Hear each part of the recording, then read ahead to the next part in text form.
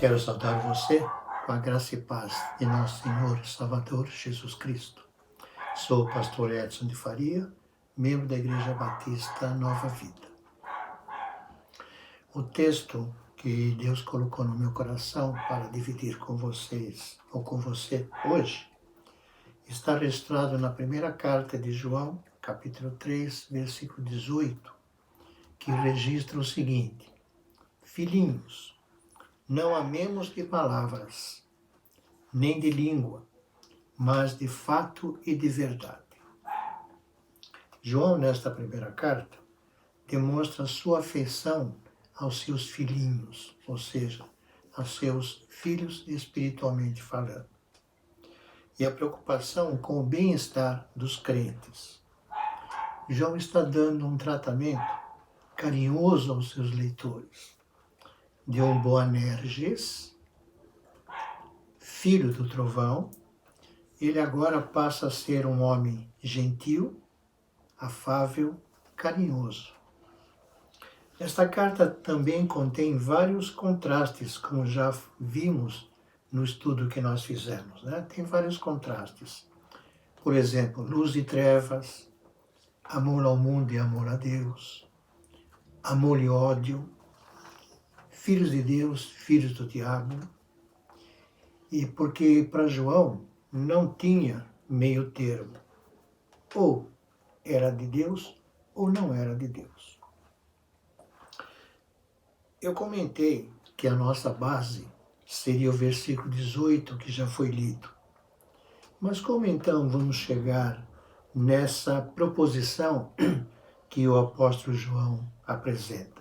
Filhinhos, não amemos de palavra, nem de língua, mas de fato e de verdade. Como vamos chegar a isso então? Esse texto vem bem de encontro àquilo que nós visualizamos hoje no mundo. Parece que existe uma falta de amor pairando pelo ar. As pessoas estão preocupadas consigo mesmas. Não existe um prazer de continuidade no relacionamento humano. Esta pandemia não está só trazendo enfermidade hoje. Ela está trazendo também o aumento da agressividade nas pessoas.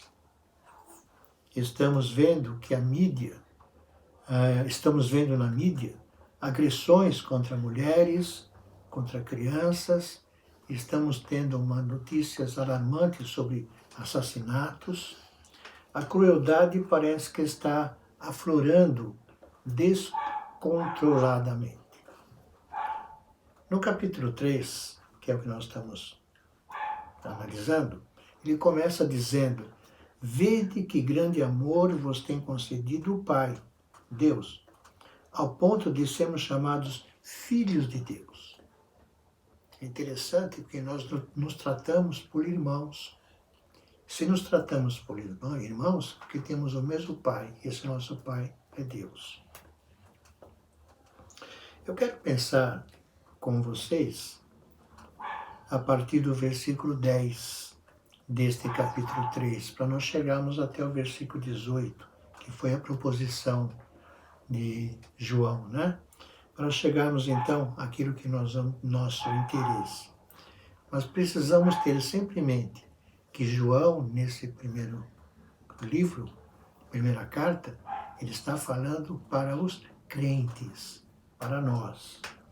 Então, no versículo 10 desse capítulo 3, diz o seguinte: Nisto são manifestos os filhos de Deus e os filhos do diabo. Todo aquele que não pratica justiça não procede de Deus. Também aquele que não ama a seu irmão. Nós estamos aqui vendo um contraste realmente. Nós estamos diante de um contraste contundente, em que identifica a condição de filhos de Deus e filhos do diabo. Se não praticamos a justiça e não amamos os nossos irmãos, não pertencemos a Deus, embora possamos chamar até os outros de irmãos. Isto seria somente da boca para fora.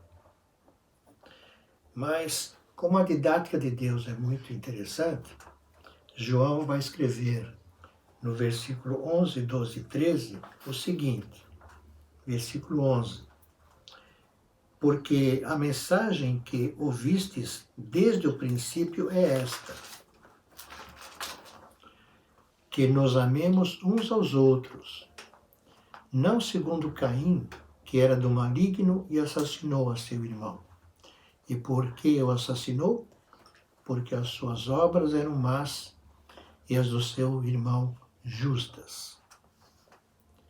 Versículo 13. Irmãos, não vos maravilheis se o mundo vos odeia. João aqui está trazendo algumas coisas à lembrança. No versículo 11, por exemplo, ele está ensinando e João está relembrando aquilo que Jesus Cristo ensinou, que nós temos que amar o nosso semelhante, amar o nosso próximo. E chegou ao ponto bem contundente que Jesus falou que nós temos que amar assim como ele nos amou. Não meramente amar como nós nos amamos. Jesus foi mais além. No versículo 12, nós temos também a lembrança do que Caim fez. João lembrou disto. Ele assassinou seu irmão Abel por causa do ciúme. Uma vez que Deus se agradou da oferta que Abel deu e não se agradou da oferta que Caim deu. Esse ciúme leva Caim, então, a cometer o assassinato de seu irmão. Nós precisamos ter em mente que é alguém que Caim chamava de irmão. No versículo 13, parece que João leva um pouquinho mais além as coisas. Se Caim, que era irmão de Abel, o assassinou, então não podemos esperar do mundo um tratamento melhor daquele que Abel recebeu. Mas aí nós vamos encontrar no versículo 14 e 15 um outro tipo de contraste. Dentro do texto, praticamente é o contraste 2, né? Então no versículo 14 diz assim: nós sabemos que já passamos da morte para a vida, porque amamos os irmãos. Aquele que não ama permanece na morte. Versículo 15. Todo aquele que odeia seu irmão é assassino. Olha que coisa séria está sendo feita aqui, está sendo dita aqui. Todo aquele que odeia seu irmão é assassino. Ora, vós sabeis que todo assassino não tem vida eterna permanente em si. O versículo 14 nos dá a entender que o amor pelos irmãos é um grande sinal da nossa vida espiritual, caracterizando então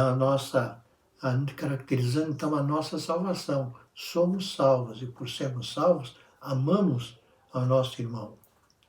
De outra forma, essa afirmação é mentirosa. O fato de amarmos nossos irmãos é evidência palpável, dá para sentir, a nossa transformação em Cristo e que somos participantes da promessa da vida eterna, em lugar da morte e da condenação eterna. Mas o versículo 15, ele dá a entender que a ausência do amor revela a presença do ódio. E onde há ódio, existe o assassinato. Mas João não fica somente nisto, ele vai dar um exemplo.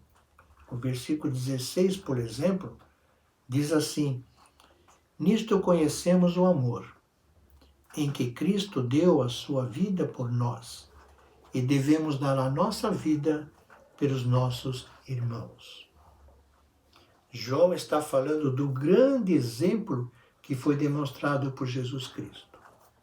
Jesus Cristo se doou, deu a sua vida a nosso favor,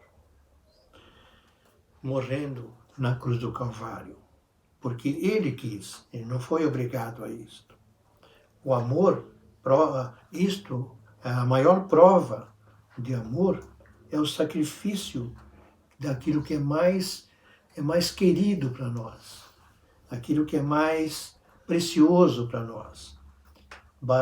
Temos então, no Evangelho de João, capítulo 3, versículo 16, aquele texto que diz: porque Deus amou o mundo de tal maneira que deu seu Filho unigênito para que todo aquele que nele crê não pereça, mas tenha a vida eterna. Só que isto demanda uma ação. No versículo 17, João vai dar uma ideia de ação, que ele vai dizer o seguinte: ora, aquele que possui recursos deste mundo e vir a seu irmão padecer necessidade e fechar-lhe o seu coração, como pode permanecer nele o amor de Deus? Uma pergunta interessante, um texto interessante. O texto é bem claro por si mesmo, no que diz respeito à necessidade do meu próximo, a necessidade que o meu próximo está passando e que eu poderia ajudá-lo e não posso não fazê-lo. Então, no texto diz a respeito da necessidade da vida, coisa prática. Ver o que seu irmão carece. Se você tem condição de ajudá-lo e não o faz, essa ação não procede de Deus. Então, o amor de Deus não está em você. Aí nós vamos concluir, então, chegando no versículo 18, que eu vou repetir. Filhinhos, não amemos de palavra nem de língua, mas de fato e de verdade. Não precisaria nenhuma explicação com respeito a esse texto que está bem claro. Isto acontece quando nos preocupamos realmente com a necessidade dos outros. Mas isso de maneira voluntariosa, sem que ninguém nos pressione, quando dispomos do nosso tempo, do nosso esforço, das nossas posses, das nossas orações e súplicas, e até mesmo, se necessário for, da nossa própria vida. Não só através de bens materiais, mas mais especialmente no sentido espiritual, com orações e súplicas, e também com ações de graça. Assim, as janelas dos céus estarão abertas para permitir que mais vidas sejam abençoadas e ganhas para o reino de Deus, sempre para a honra e glória de nosso Salvador e Senhor Jesus Cristo. Que Deus os abençoe grande e ricamente.